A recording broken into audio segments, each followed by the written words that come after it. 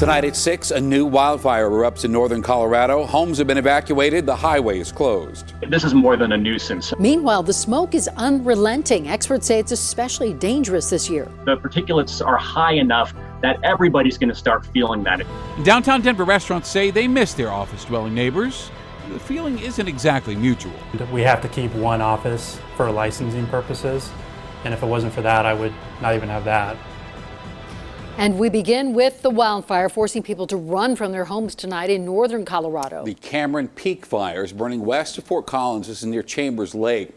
Right now, it's about 500 acres in size, and nearby homes and businesses have been told to evacuate. The Larimer County Sheriff's Office is telling those evacuees to drive north into Wyoming for their own safety.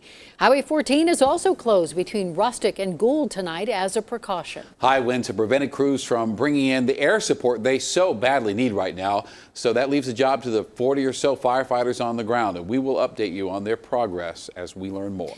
And the situation just as serious tonight on the West Slope. Little to no progress has been made in putting out the Pine Gulch fire north of Grand Junction. At 68,000 acres, it is the 5th largest fire in Colorado history. And the Grizzly Creek fire near Glenwood Springs is 0% contained tonight. It's already burned 6,000 acres, and this one's growing fast. And because of those fires, Colorado's air quality is as bad as it's been in years. Add in a disease that goes straight for the lungs, and we have a situation unlike any seen before. Denver7's Jason Grenauer tonight on the smoke and just who it's hitting the hardest. Jason?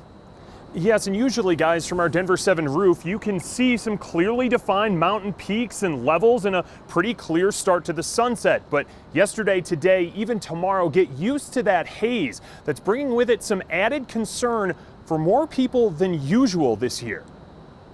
It may give us great sunsets, but the smoke from Colorado's massive wildfires is starting to have more of a negative impact on the Front Range. I feel it particularly in my eyes. After I stepped out for a little bit this morning, and I could smell it. From Grand Junction and Glenwood Canyon to right outside your Front Range front door. And now that smoke is starting to settle to the surface of the earth, and we're seeing really high fine particulate concentrations throughout the Front Range region. Scott Landis works for the Air Pollution Control Division of Colorado's Department of Public Health and Environment. If I had to put it on a 1 to 10 scale, I'd probably say it's a 7, maybe even an 8. Certainly the fires are still producing smoke, and we can get another dose of the smoke Thursday night into Friday morning. Those particulates plus elevated ozone levels have forced CDPHE to issue an air quality alert and action day. That happens almost every year, cautioning those with heart or lung conditions. What makes all of this worse this year is that it's all happening during a pandemic. This wildfire smoke can actually increase some of those symptoms that you have when you have COVID-19. And also it could make you a little bit more vulnerable to COVID-19 because the smoke can work to really break down your immune system. More people may have problems related to the smoke quality than in years past because more people right now are dealing with respiratory complications from the virus. Dr. Eric Hill runs the ER at the Medical Center of Aurora and says smoke by itself may not increase your risk of getting COVID-19. But what you do in response to poor air quality could. But if you change your behaviors and start doing things that you weren't doing before, that potentially could increase your risk. Now, there is some good news coming. Those winds, the transport winds that push that wildfire smoke here to Denver and the Front Range, they are forecasted right now to shift at some point tomorrow, which means that Denver and the surrounding area should see some relief from that smoke by this weekend. Reporting live tonight, I'm Jason Grenauer, Denver7. Yeah, it is thick out there. Thanks, Jason. Well, a step in the wrong direction for Colorado's attempt to control coronavirus today. 463 cases reported today, and that is 150 more than yesterday. Hospitals are still doing pretty well. Only 288 beds in use tonight, and thousands more sit empty. You have to look hard, but there is some good news to be found in this week's unemployment report. 15,000 new claims were filed last week. Not where we want to be, but it's down from where we've been. A total of 280,000 Coloradans are still relying on unemployment checks to get by. Cold comfort, but that number is usually upwards of 300,000. And many will find they don't have a job to return to once the COVID crisis is over. A report from CU Boulder has Colorado ending 2020 down 128,000 jobs. Economists say it will take years to get them back. In the meantime, Colorado will still experience the same familiar growing pains, only now we'll face them with much less in the way of funding. We still have these issues. We still have these traffic issues and other issues. But we probably are going to have a lot less in the way of resources to address those issues. They're in for a couple of years of much leaner times. The education system, K through 12 and higher ed, are going to be in for, tight times for several years. And the CU report says the hospitality industry will be the hardest hit, with 76,000 positions lost. Retail businesses and airlines are projected to lose 13,000 jobs. The pandemic also has created a few good problems. For example, it turns out a lot of people really like working from home. Great for them, but that's bad for the office space they used to occupy and the surrounding restaurants and shops they used to go to. Denver 7's Russell Haythorne with that story tonight. From his home office in Castle Rock, I'm in a better mood. mortgage banker Scott Kagi exemplifies the benefits of working remotely. I have up 3 more hours per day at least to work. Any meeting that we need, I can do virtually. As the branch manager of 2 Cardinal Financial locations downtown, Kagi has kept one open and closed the other. We have to keep one office for licensing purposes, and if it wasn't for that, I would not even have that. I went in there, I think last Friday, to pick up a printer and some documents, and there was no one there on that floor, not a single person. The protracted pandemic has hit downtown Denver especially hard. Office space is at 11% vacancy, up from single digits before the outbreak.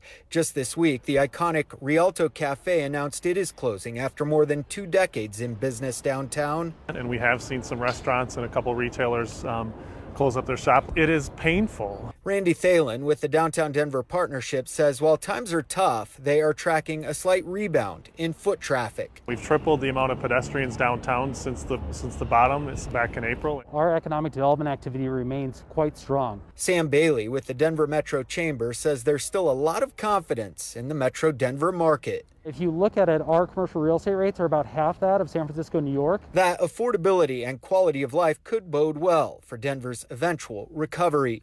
Forbes actually ranked us as one of the top 10 markets that will recover from COVID-19. For now, Kagi and thousands of others are staying away.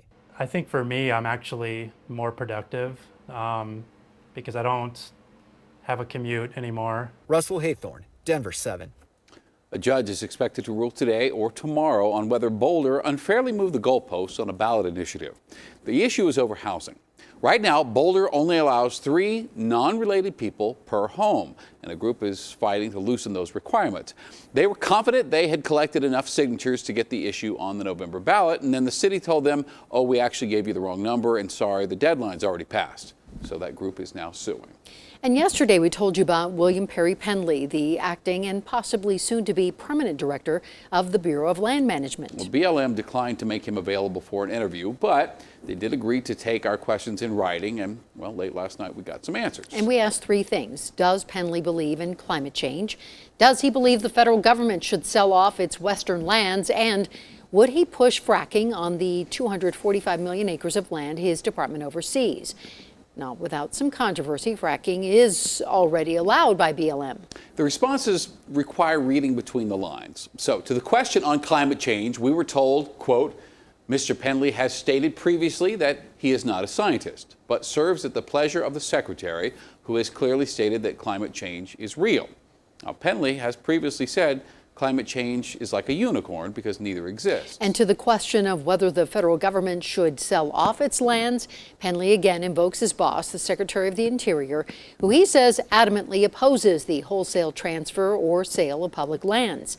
BLM goes on to say, moreover, Mr. Penley stands by his statement that he has never advocated the wholesale disposal or transfer of America's public lands. This coming from a man who just 4 years ago wrote an article called "The Federal Government Should Follow the Constitution and Sell Its Western Lands." All right, to the question of expanding fracking, which again, in fairness, is already allowed, BLM responded that Penley is, quote, committed to carrying out the administration's priorities and achieving the BLM's multiple use mission for the betterment of the American people. Penley has previously called fracking an environmental miracle. Penley is due for a confirmation hearing on becoming permanent director of BLM. A date has not yet been set. And the race to represent the West Slope in Congress is a virtual tie. A new poll has Democrat Diane Mitch Bush leading Republican firebrand Lauren Boebert by just 1 point. Bush's campaign has more cash on hand, having raised $1 million to Boebert's $152,000. Now, Boebert does have her beat on social media. She boasts an incredible 185,000 followers on Twitter. Bush has only 7,000. Police transparency will be top of mind when Colorado lawmakers return to work next year. Democrat Leslie Herod and Republican Kevin Van Winkle want to increase public access to law enforcement communication. This push comes as several agencies, including the Denver Police Department, move their radio frequencies onto private channels. Police say this is about keeping the officers safe. Now, journalists argue a middle ground can be found here. However, the current policies are a barrier to the public's right to know. State troopers say road rage may have played a role in a crash near Meade. A semi and a car crashed Tuesday on I-25, and a woman in the car was hurt. And troopers have not said who they believe was at fault and are hoping to hear from witnesses. It's hard to believe, but tonight marks 2 years since the murders of Shanann, Bella, and Celeste Watts. Shanann was 34, Bella 4, Celeste was 3 years old, and they would have been starting school next week. If you or someone you love is in an abusive situation, please don't hesitate to reach out to the National Domestic Violence Hotline. That number is 1-800-787-3224. We'll be right back.